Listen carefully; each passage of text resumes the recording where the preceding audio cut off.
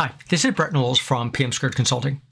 This is a walkthrough of the Viva Goals office hours that Microsoft sponsored for us to talk about the attributes and aspects of migrating away from Viva Goals, given that they're offloading it. Now, I'd like you to think of 4 key factors as you look for alternatives, and this will help you shortlist your options fairly quickly. Now, these are no particular order. I've numbered them just so that if you email me, you can refer to the number, but this is not their priority sequence.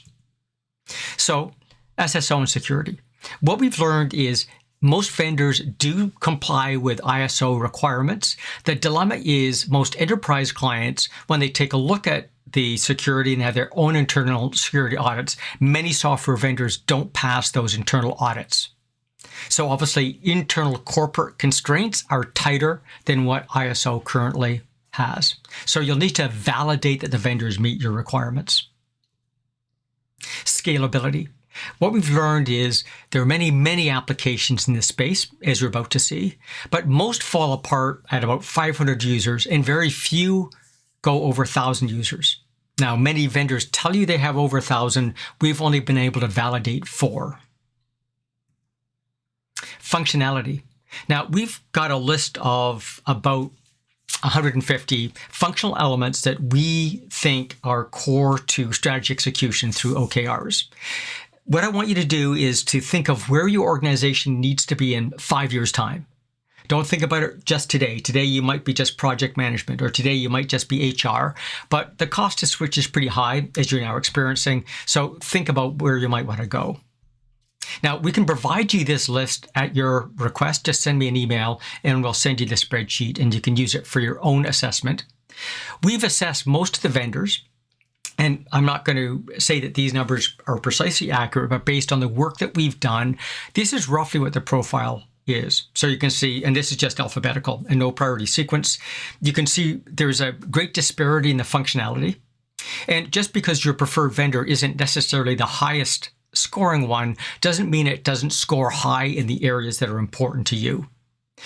The main message here is there are many vendors, broad mix of capabilities in this space because there's no regulatory requirements. You can call any software you want OKR software. You'll notice I've not included all the project management tools like Jira, Monday. They don't do OKRs, they do project management with metrics. The next point I want you to think about is AI is everywhere. What is the AI element to the tool?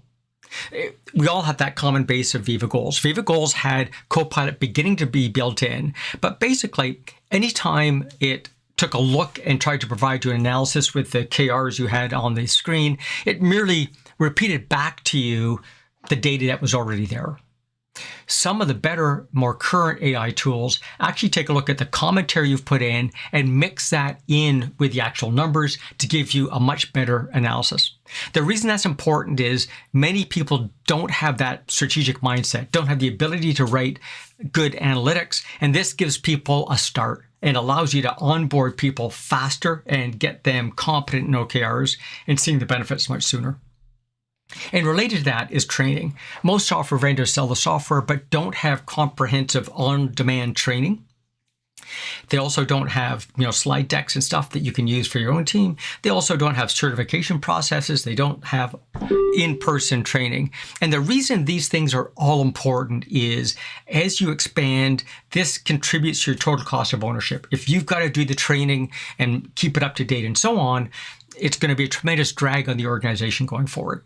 So those are the 5 criteria we suggest you take a look at, and you'll find that quickly differentiates the different players. Now, just to provoke your thinking, there's a couple I recommend you take a look at. Tability is one. It's a brand new one out of Australia. It's very innovative, it's modern, it has an interesting feel to it. The reason I want you to take a look at that is it will open your eyes to the world of possibility of what these tools can look like as opposed to being a drag. Tools that aren't generally considered OKR software like Cascade and Inspire, they're worth looking at as well because they just, again, bring other elements to the table, such as that whole strategy capability.